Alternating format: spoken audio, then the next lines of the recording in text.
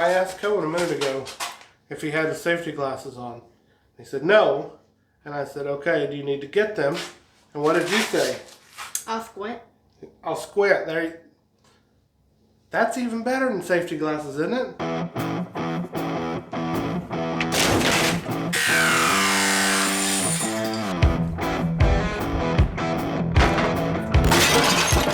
All right, so today we're demoing our master bathroom. This has been in the works for 6 years. This bathroom has literally been the bane of our existence since we moved in. So our bathroom is a galley style bathroom. It's not very wide. So the plan is to rip out the current shower. We're gonna extend it. We're gonna scoot the toilet down. We're planning on ripping out the jetted bathtub that has never worked since we moved in and install a clawfoot tub. So we're super excited. We've got a ton of tile work planned. Let's go. Can I be the first to throw the deal through the windows? Throw the deal through this? Throw the hammer? Throw the hammer through the windows? No. Why not? Why not? Aren't we demoing all this? Why would you throw a hammer through that? Because it's fun. No, you gotta pick all that up. So we'll pick it all up. It looks cool on TV, doesn't it? Yeah. No, we're not on TV. We don't have 40 people behind the camera to pick it all up after we make a mess.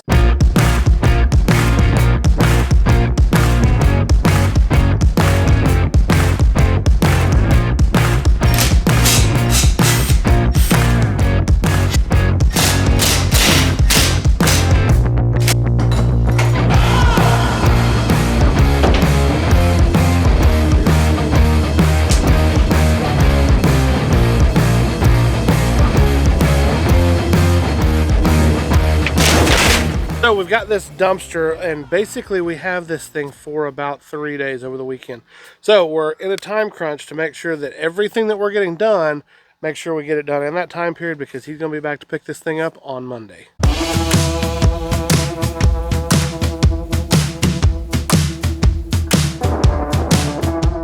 This shower has always been super nasty and hard to clean. The glass sets in a channel all the way around, and even the niche had crevices that were a constant battle with mold and mildew. Add in the fact that this is a tiny shower for a master bathroom, and it's definitely time to rip this thing out. Admittedly, it was actually a lot heavier than we expected, and like I just explained to the boys a minute ago, the faster way might be to destroy it all with a hammer, but it will also be the messy way. So we're going to try to slowly get all of this thing pulled loose. Before we can remove the base of this shower, we also have to remove the drain. And just so you know, there's more to a drain than just the drain cover. The shower drain is screwed down into the fixed drain in the concrete, so it took a little creativity to get this thing out. Once we do though, we can begin trying to wrestle the base out and throw it in the dumpster. So next up, we start removing the drywall where the shower was and where it's going to be extended to. And since the new shower will be tiled, we're also going to opt for Schluter-Kerdi wallboard to ensure a great waterproof seal. Anytime you're cutting into a wall, you always want to make sure and be careful, because you just never know exactly what kind of wiring or pipes are in there. In this case, I know that there are pipes, so we're taking it super easy. And while a Sawzall or a multi-tool would be much faster, we're just going to go old school here with a hand drywall saw. Once we move to the next wall, we're fairly certain that there's not a lot of things hidden in it, so this is a great opportunity to let the boys work on removing the drywall. We're a big fan of keeping them involved on projects anytime that we can. We just try and make sure that they have the correct safety equipment and that the jobs that they're doing are age appropriate. And we typically always keep tabs on how long they work on bigger projects like this, and then we pay them accordingly. They don't exactly make 20 bucks an hour, but we do typically opt for about 5 bucks an hour. Our boys are homeschooled, and so we asked them to work ahead on their school assignments because we knew that we were starting this project on a Friday and we would be needing their help. They never complained or even asked if they were getting paid, and so for us that's a win. And that kind of attitude makes me want to actually pay them all the more. They're learning the value of a hard day's work, plus they're honestly a huge help. On this project alone, they made 1,000 trips to that dumpster and back. Okay, so we have kind of ripped into all of this here where this shower used to be. And one of the things that we've kind of run into is with this is where the old, like the diverter and stuff is for the shower. You turn the hot and cold and all that stuff on. This was like a single that like had 2 handles on it. So one turned the water on and then the other one changed the from hot to cold. The problem that we're running into is that it has a slight drip even if we turn the main off, because our main, which is right over there, doesn't completely shut all the way off either. So at some point here in a little bit, we're going to have to like kind of rethink everything and probably end up like figuring out a way to kind of cap this off so that we don't have to deal with water dripping in here for the next 4 to 6 months or however long this whole project takes. How exactly do you cap it off? I'm just kidding. I don't know.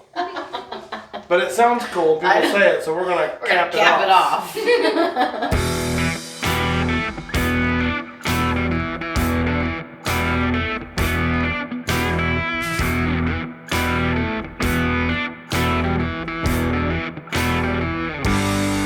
So basically what we're trying to do is we're trying to take this mirror down without making a giant mess and this thing basically exploded.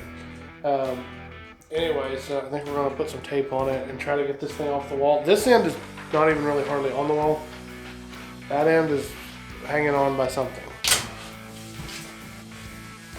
Kind of keep it Out of these things, don't we? Yeah. Should just pop out, should I? Got it?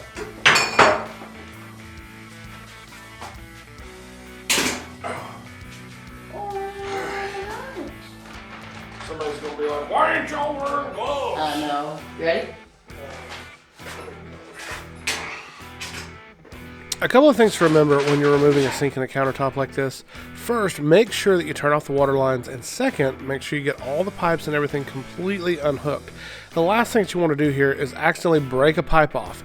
Also, be aware of the fact that in this process of removing this, you're most likely going to have some residual water runoff from the drain, and it's even possible that your shutoff valve may be old and not completely shut the water off. If that happens, you're going to have to explore the option of temporarily turning the water off at the main. Drain the pressure off and then replace that valve or temporarily cap it off.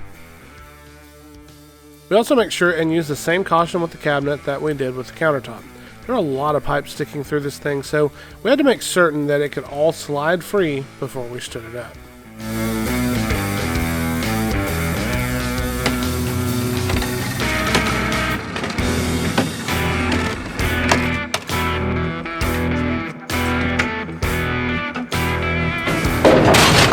So essentially, all of this drywall till about this point will get ripped out because it'll need to be the shower type backer board or whatever it's called. That way tile can go all on it.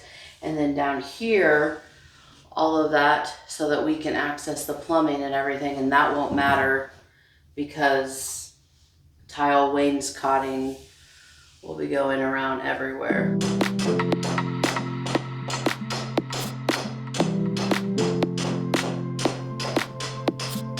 Removing trim is another one of those jobs that is perfect for the kids, especially in this instance where most of the drywall is being removed. We gave them a couple of nail bars and a hammer and let them go to work. You wouldn't think it, but little things like this actually teach kids a lot about problem solving. How do I maneuver this tool in there? How hard do I hammer? Why won't this come loose? And as simple of a task as this seems, I've seen grown men that can't use a hammer and a nail bar. All right, so we're taking bets when we open this up, whether or not it is just dirt or if there's concrete under there. So I personally think that it's dirt mixed with like some construction trash, couple of dead animals maybe, I don't know. Whoa. Ha-ha! Dang! Cardboard. Concrete. Wow. Oh, hey, it's a mix. I told you. It's a mix. Okay, grab that, Carter. So this thing is going to be crazy heavy. I can already tell because the wall of this tub is extremely thick. So I think we're going to have to end up breaking this thing up just to get it out of here because I don't think there's any way we can manhandle this and get it out.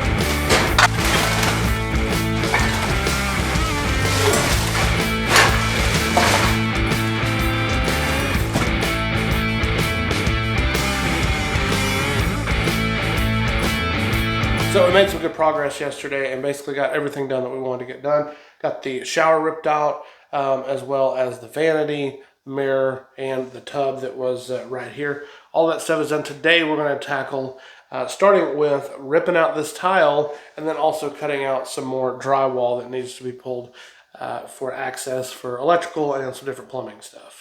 Now, one of the best things to use when it comes to ripping out tile is a rotary hammer drill. Now, what sets this hammer drill apart from a lot of others is that this turn dial here has the ability to turn it from drill to hammer drill to just hammer, which means this bit is not going to spin. It's just going to hammer. So then we'll be able to use a spade kind of type chisel bit like this, and we'll be able to use that without it spinning. It's only going to hammer. It's going to really help us as we start ripping out this tile.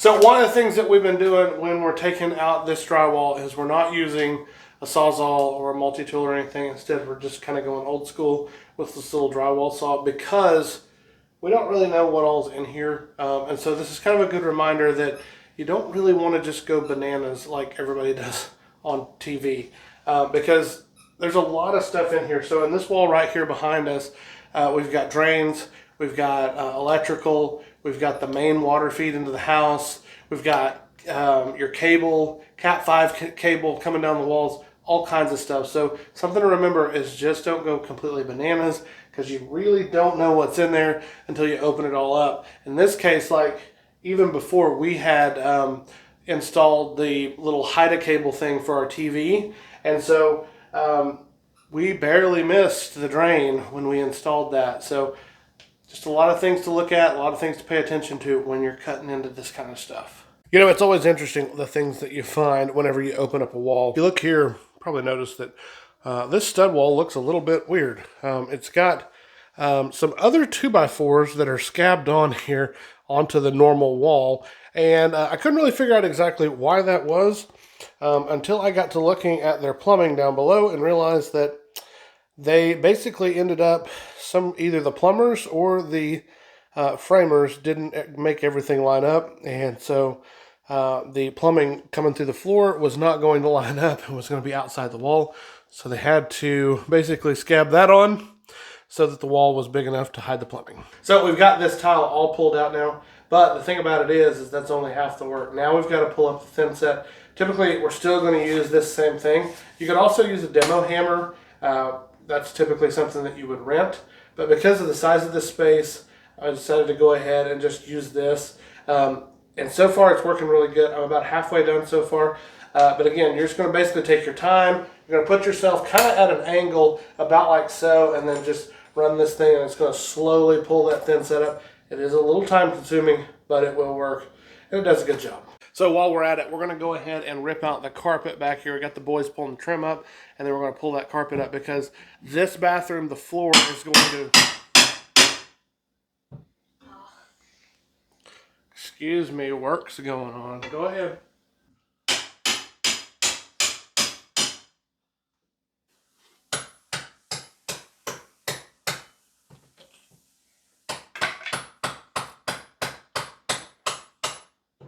Anyway, we're ripping up the carpet, basically, because this floor is going to extend into the bathroom, from the bathroom into that closet. It's all going to be one floor.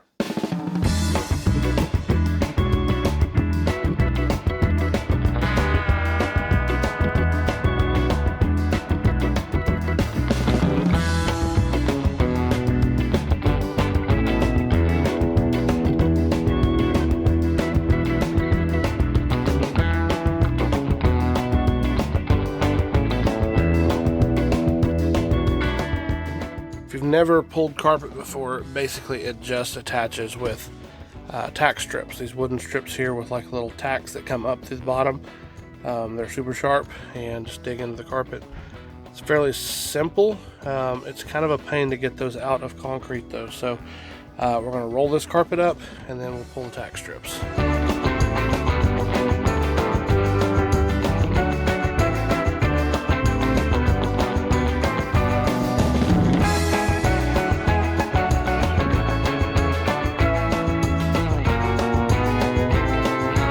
Pulling up these tack strips, you got nails here that go down into the concrete, and the best way to do it is I just take a nail bar and go down through and I'll hammer that nail bar underneath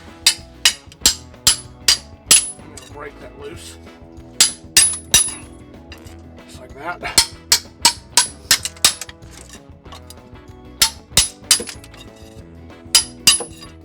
Okay, so now that we've got this kind of all pulled apart and we've got this clean slate to work with, really I want to run through really quickly and show you exactly kind of what we're doing and what the plan is. If you remember here, we had our shower. It was just a corner shower. Now what we're going to do is we're going to take that shower and we're going to extend it on over. But our toilet was right there. So we're going to move the toilet forward so that we can extend this shower over, have a really nice big shower there, move the toilet forward. The only problem when we do that though is, one, we got to dig into some concrete to move that stuff, but also it means we're going to have to shorten this vanity a little bit. It's not exactly the most desirable thing, but it's what we got to do for this particular case. Now, if we flip around here, we're going to turn around, we're going to look at the other side here, and I'll show you here on this tub side. So turning around over here to this side, this is where that jetted tub was at. Ripped all that out. We ripped the drywall out because we got to move some plumbing around for all of that. We're going to end up doing a wainscoting of tile basically around this entire perimeter, about 5 foot high. And then here we're going to end up going with a clawfoot tub, not going to do any of that jetted nonsense. So that's kind of where we're kicking it off and we're stopping for now on this project. If you like these type projects, I've got a video queued up here. This is our laundry room that we remodeled. We completely gutted it and remodeled it. And then over here is our pantry and we completely remodeled it as well. Fantastic. Be sure to stick around. We've got more coming up on this bathroom.